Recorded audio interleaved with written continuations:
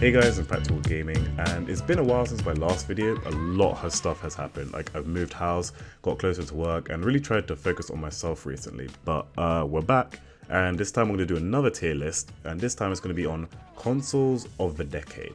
And it's been a pretty big decade for gaming consoles. Like, since 2010 to now, we've made leaps and bounds in the gaming universe, and I thought I'd make a tier list for it. Now, we're going to go over the categories as usual.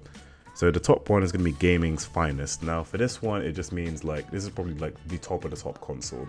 Like everyone should have bought it, everyone has it, and it's like, no one can argue that it's not a good console. It has good games, good gaming experience, all of that. Okay, the next one is better than my PC, which means that it doesn't necessarily mean I'm going to buy it, but it's like, it's good enough for me to go away from PC gaming to go and play this game, kind of thing, to play this game console even. There's Dust Gatherer, which means, well, I've bought it, but I only play it every now and again, and it's not really like my top console. I don't play it every day, and it's just gathering dust in the back of my closet. I mean, everyone has a console like that. Then we have Unwanted Christmas Present, which is something like your mum bought you. It's like, it's a decent console, you don't really want it though, and there's not really any games on there that you want to play. So you kind of just have to accept it and take it, kind of thing. And then there's Sell to CX, which means that you don't even want to like keep it. It's just like, it doesn't even gather dust. It's not even an unwanted Christmas present. You just want to sell it as soon as you can because you've had absolutely enough of this console. So we're going to get right into it. I had a complaint about my last video that I was spending a bit too long on each, I guess not category, each item. So I'm going to try and keep it a bit short this time. So to begin with, we can go with, actually, let me announce what we're going to be reviewing. We've got the Nintendo Switch Lite, we've got the Wii U, 3DS, Nintendo Switch, though it doesn't really look it from the picture, PS Vita, PS4, Google Stadia, and the Xbox One. And when I'm talking about PS4 and Xbox One, we'll talk about all iterations of them, not just like the PS4 Pro or the Xbox One S and stuff like that. So let's get into it. I guess we'll start with the PS Vita, because this was really early in the decade. I think around 2011 this came out, and if you like the PSP, you would have really liked the PS Vita. It was during that era when portable gaming was it was just over its peak, and it was kind of on the wane down as we kind of got into the new next gen consoles, and the PS Vita is kind of like the perfect example of that. There was some good games on it, like that you could play. I don't exactly remember having a PS Vita that much. I used to play a lot at my friend's house, but it kind of felt like their next iteration of the PSP, which was a great console, which I wish I could review in this decade, but it came out a bit too early. I'm not sure where I'd put it, because I wouldn't say it's like revolutionary. It was just a good, fun console. It was fairly cheap, around like 129, 150, that kind of range for the PS Vita, which back then for a portable console was actually a decent price. Now it's kind of shot way over. But I don't know, if I was going to put it in this like tier list, I would definitely put it can't go any higher than better than PC. So it's either Dust Gatherer or Unwanted Christmas Present. But I feel like it's a bit too harsh to put it as Unwanted Christmas Present, because there were some really good games. I really enjoyed playing it when I did, and it wasn't like a bad game, or bad game console even. I just never really had the time to play it all the time. So I guess for now, Dust Gatherer, we'll put it there. We'll have some choice to kind of move it about a little bit. Now, okay, the next one, we'll keep going down the portable gaming route. We'll go down the 3DS. Now, the 3DS, I think, is the fourth iteration of the DS's before they kind of went sort of downhill because of, the Nintendo Switch, which we'll get onto later. But I loved playing on the DS. Like, some of my favorite games, like I played Majora's Mask Remake on it. I played Pokemon Alpha Sapphire on it. Like, I really enjoyed playing on this game. I think also one of my favorite games favorite Zelda games even was Link Between Worlds, which I played on the DS. And it was so much like fun. It was just really easy to carry, and everyone kind of had one. It could fit in your pocket, sort of, if you had big enough pockets. And it was easy to carry around. Battery life was long enough, and just had a lot of fun with it because everyone had one. Everyone had one in school or like at work or stuff like that. Everyone had a DS and everyone enjoyed playing it. That's why I love like having it so much. Now, I wouldn't say it's better than my PC in like, because it's not, in terms of power it's not, but I played it a lot more than I would play PC games, so it's definitely at least that much. Would I say it's gaming's finest? That's a hard one because that's more, I mean, it's all opinion, I guess, because I believe the DS was kind of revolutionary in the way it came out. I mean the original DS, but I guess we're talking about the Nintendo 3DS, which in and of itself, it wasn't revolutionary, at least as much as I thought it would be. Because the original DS, or the DS Lite in fact, when that came out, that was revolutionary. That really shook up the gaming world. But this is kind of like the last iteration. They just added 3D to it and improved the graphics a little bit. But it still had the fun and the experience that you got from playing the original DS, which is why I think it's definitely at least better than my PC. But gaming's finest, I don't know. I don't quite know about that yet. But we have time to move stuff around anyway. Okay, now next we'll go on to let's go on to a not a great one. Let's go for the Wii U. Yeah, the Wii U. Now it's sad because I really wanted to like the Wii U. I really did. It just had so much promise. I mean, the previous predecessor of the Nintendo Wii, which came around 2006, it was such a good console. So when they brought out the Wii U, I was like, okay, cool, it's the next iteration, and they added a little touch screen. This is going to be cool. And it just wasn't. To be fair, it wasn't helped by the fact that the lack of games that you could get on it wasn't a lot. Like it was just kind of like Smash Bros. U was kind of like the best one you could get, which is all right, but then again, nobody really used the touchpad. Like there's not a lot of games that could use the touchpad very well or effectively at all. In fact, they kind of just neglected it or just used it for like menus and stuff like that. And it's not to say there weren't bad games on it. There was the Zelda remake, Legend of Zelda Wind Waker HD remake. That was a really good game. Obviously, I already mentioned Smash Bros. U. So it's not like the games were bad. It's just that it didn't feel like a Nintendo console. It didn't feel as fun as it should have. It was just really clunky and big, and I just didn't really see the purpose of the touchscreen.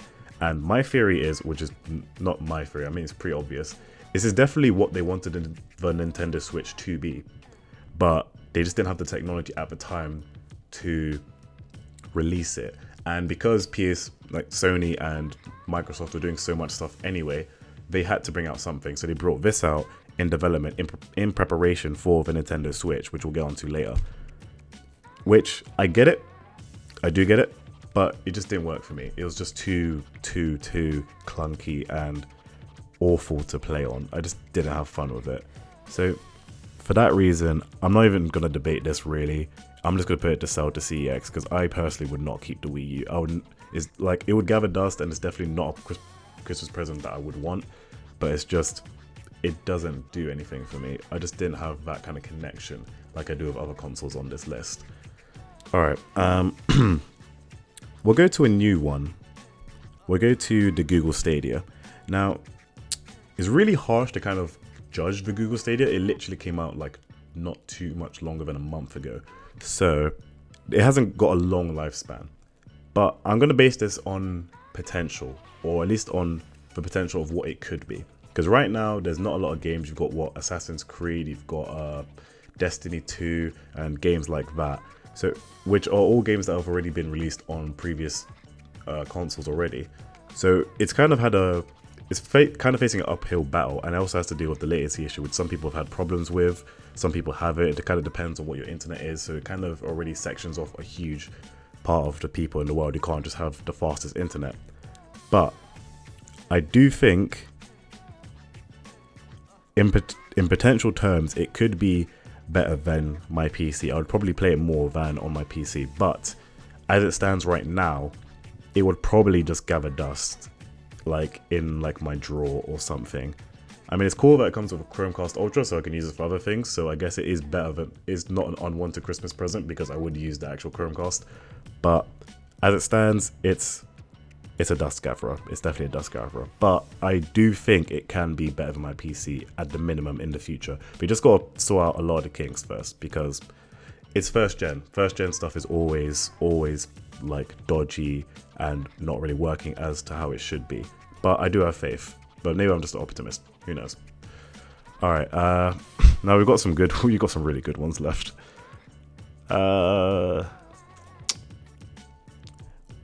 Let's just get out of the way. We'll go with the Nintendo Switch. Now, I don't think this is a big statement to make, but this is what I think. The Nintendo Switch is probably the best console ever made, by far. It just works so well. There's so many great games that came out at launch with it, with like Super Mario Odyssey, not at launch, but around launch, like Super Mario Odyssey, like Breath of the Wild. Smash Bros. Ultimate, when it came out later on, was a huge hit. So many games that are just revolutionary to the gaming world, and there's even more in the pipeline. We still have games like Fire Emblem Three Houses, which just came out. We have Luigi's Mansion 3, which just came out, and it just keeps going and going and going. And obviously the its main selling point that it has is the fact that you can go portable and dock it at the same time, which kind of suits, which is something we've never seen before. Because when it came, I was like, whoa, it's a portable game in console, but it's also a home console. Though, I mean, most people use it for portable consoles anyway. So for that, it's just so much fun. Literally everyone has a Switch. I don't know a lot of people that don't have a Switch who like game a lot at least. So for that reason, I personally think it's gaming's finest. I can't like put it any lower. It's definitely better than my PC, because the amount of people that are playing the Switch constantly, day after day, on the tube, on the train, at work, at home, like at school even, is just incredible. So I'm gonna put this at gaming's finest. I mean, it doesn't really look like I got a bad picture, but yeah, that's definitely Nintendo Switch. But it's gaming's finest, like 100%. Now we're gonna move on to the Xbox One. Now, this may sound kind of biased because I have a PS4, but I didn't really like the Xbox One. I mean, it got better over time, and as most consoles do, but I just didn't. It doesn't feel like a console. It feels like an entertainment system, which is never good for the gaming world. If you focus more on entertainment and like adding Netflix and stuff like that to consoles, rather than focusing on the actual games, which I feel like is a route that Xbox took too far. Because there's two main things that I really don't like about it. Well, actually three, if I'm being perfectly honest. First of all, it's the lack of exclusives that it had around the time when it came out. There was just not a lot there, to be perfectly honest with you. And like the exclusive, like to say one of my favorite franchises was Halo, and that was the only thing that really drove me to buying the Xbox 360 back in 2006 or 2005, whenever it came out. So the fact that the Halo series was, for me, it kind of waned a little bit. I mean, the latest Halo I'm really excited for. That's probably the only reason I would get the next Xbox. But when they lost that exclusive, I just didn't enjoy it as much. And the next big thing for me is the controller. It's not as comfortable as it should be. It just feels a bit clunky and like uncomfortable, and I can't really enjoy the bumpers. It's not a really good feel to it. But they do have the Pro controller, which people can buy, but I'm basing this off of the controller that they give you, because that's the one that most people would play with anyway. So that controller just was a massive no for me. And the third thing is the UI of like the system. It just looks like they put Windows 10 in a games console. I used it a couple times and I just didn't understand what was going on. I didn't know where like the games were. I didn't know where the music was. I didn't know where my profile was. It was kind of hard to understand because things were just everywhere. So for that reason, I'm putting it as unwanted Christmas present at the most. Like it could potentially be Dust Gatherer, but I'm putting it as unwanted Christmas present because I just don't see it as something that I would want. I'd get too frustrated trying to use it. Now, we'll go on to the Switch Lite, which again is another recent console. But it's basically, obviously, it's the Nintendo Switch without the docking aspect of it. and obviously without the IR sensors and without the rumble feature. But even despite that, it's still a really, really good, cheap console as well, because it has all of the good Switch games that you can play. Better battery life, obviously not including the new Switch improved model. And it's just a lot of fun to play. It has a lot more colors, so it's kind of like more interesting to look at. There's like the sky blue, the yellow, the gray, if you like that kind of thing. If I got this at Christmas, for example, I would love to have this game at Christmas. Not this game console at Christmas. It's just so, like, it's not revolutionary, but they kind of brought back the whole proper portable, sole portable gaming world, and just added a lot more games to which I really like to see. The only thing I would say is, because it's kind of like the a descendant of the Nintendo Switch, some of the games that they port to the Switch Lite don't really work because you need the IR sensor and you need the rumble feature. So anything to do with like motion controls and stuff like that, it just doesn't work on the Switch Lite. So I can't put it on the same level as the Switch, but I definitely think it's at the very least better than my PC, because this would not gather dust for me, not at all. 100%, I'd be playing this pretty much every day. So yeah, we're gonna put this at better than my PC. Now, the last one, which is, well, as you can see, is the PS4. Now, I don't know exactly where I want to put this yet, so I'm gonna try and convince myself just by talking about it. I do like the PS4. I like the controller, I like the UI, I like the games that come with it. But there are certain other aspects of the PS4 that I don't like. For example, which I guess is with other consoles, but when I play it and I try to installing games is really frustrating for me with the PS4, and the PSN network at times is really, really dodgy. It just doesn't, sometimes it just doesn't work. Like, you're trying to play a game and for some reason it's down for like 5 or 6 hours, and it's not your fault, it's not your internet connection or anything like that. It's just down, which is really frustrating. But they do a lot of things that I do like. For example, the PS Now, obviously Xbox has their own thing, but the PS Now is pretty good. It has a lot of the games that I like. But the reason I like the PS Now over what Xbox does is because it has a lot of the exclusives that I like. Like, the PS4 exclusives are well better than the Xbox exclusive. So for example, there's a lot of games like The Last of Us 2, which is coming out, Death Stranding, which I know is kind of controversial, but I love that game. It's just plenty and plenty of games on the PS4. Spider-Man, for example, even. Like, the list just goes on and on and on. And they've done so well to make these games into stories as well, not just like video games by themselves. And it's really exciting every time it comes around to E3 or comes around to game reveals or the Game Awards, because Sony always has something exciting to show.